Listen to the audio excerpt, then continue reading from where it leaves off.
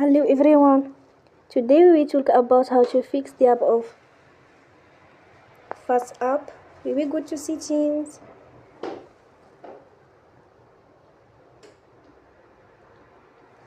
Then we click on apps.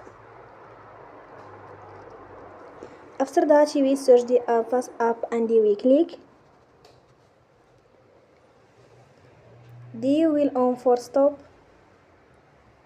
After that we go to storage. Then we click on clear cache.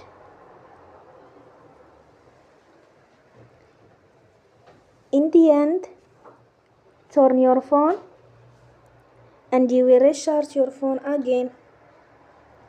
Don't forget to support us by like and subscribe. See you next time and thank you for watching.